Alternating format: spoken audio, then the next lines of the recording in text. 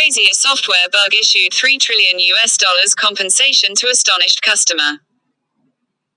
Storm conditions in November 2021 in northern and northeastern parts of the UK brought down power lines in some areas, leaving many homes without electricity for several days.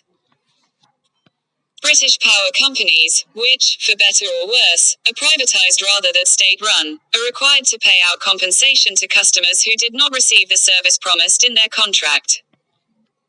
And so the after-effects of Storm Arwen left Northern Power Grid, which serves electricity consumers in northeast England, with payouts to make. Storm season, in Ireland, the UK and the Netherlands officially starts in September each year, with severe storms referred to by names starting with a pre-arranged, multilingual list of names starting A, B, C, and so on, excluding Q, U, X, Y and Z. 4. 2021-2022. The list starts Arwen, Barra, Corrie, runs through Logan, Maeve, Nassim, and ends, if needed, with Tineke, Virgil and Willoughby. That's a lot of money. Let's hope that the software code controlling Northern Power Grid's power delivery has been reviewed and tested more thoroughly than the account compensation software that runs when power delivery fails. That's because the company recently issued some of the most astonishing refunds ever offered to customers anywhere. Gareth Hughes, for example, tweeted about his recent payout. There are two obvious problems with the software that generated this check. The words and numbers don't match. The software failed to notice that it had generated a textual version of the number that simply wouldn't fit in the allowed space. We assume, indeed, we hope, that receiving bank would invalidate the check on those grounds alone. If not, why bother demanding that both numbers and words be used on the document in the first place? The amount to be paid out is slightly larger than the annual GDP of the entire UK. The software failed to notice that it was generating a check that could not conceivably be cashed. There's a third exciting aspect to the software. There's room for 2 more decimal digits, if needed. This mistake could therefore have been up to 430 times more serious, given that the upper limit on the check, which apparently has a pre-printed denomination in pounds sterling, is a tidy 999,999,999,999,999 pounds. 1 quadrillion minus 1. According to a report on the Guardian website, 74 customers received absurd payments of this sort, which Northern Power Grid blamed on software that consumed the customer's meter ID, in Gareth Hughes's case, apparently some sort of 13-digit serial number instead of the compensation amount.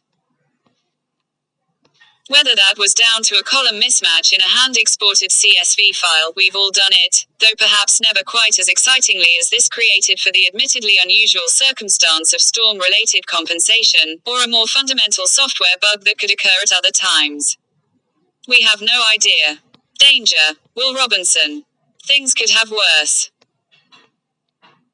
For example, if the misaligned column used as the payment amount had been time of last meter reading, e.g. 1430, then customers might have received checks for, say, £1,430. We expect the actual amount due would be in the low hundreds of pounds and have cashed them in good faith, only to be chased to refund the amount later on. Or a future bill could have had the numeric value of the last reading itself transposed into the amount due column, leaving customers whose meters showed, say, 493,286. Facing bills of pound 4,932.86.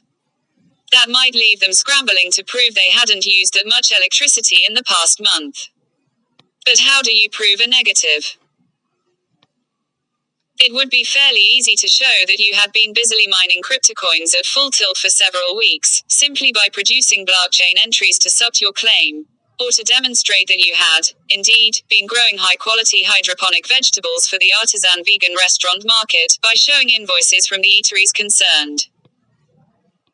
But if you'd been sitting quietly at home, using the energy consumed by a typical household for typical household purposes, how could you prove you hadn't been doing any of those otherwise perfectly lawful things? At least Northern Power Grid apologized to affected customers, thanked them for reporting the glitch, and promised to figure out what happened. We're interested to hear what went wrong. We hope the company shares its findings, because there's probably something in the story from which we can all learn a lesson. What to do? In the meantime, our advice to programmers is: validate your outputs, not just your inputs. In this case, of course, the blunder should have triggered error detection code on the way in. But don't just assume that if the input passed muster, the output must therefore pass muster too. If you have 2 chances of catching one mistake, take both of them. Don't ignore warning signs. In this case, the words came out longer than the maximum length allowed. Even if this check had been for a genuine amount, it shouldn't have been printed anyway because it didn't match its own specifications. Test special case code, if you have any, at least as well as everything else. The fact that this blunder seems to have been limited to just a few customers suggests that an unusual or little used process may have been invoked. Severe storm damage is, thankfully, quite rare in the UK. Oh, and if you do receive a payout from a company you do business with that is more than you expected, don't be in too much of a hurry to spend it. In this case, the error was fortunately both obvious and amusing. But if an overpayment is by hundreds or thousands instead of billions or trillions, it's still not automatically yours.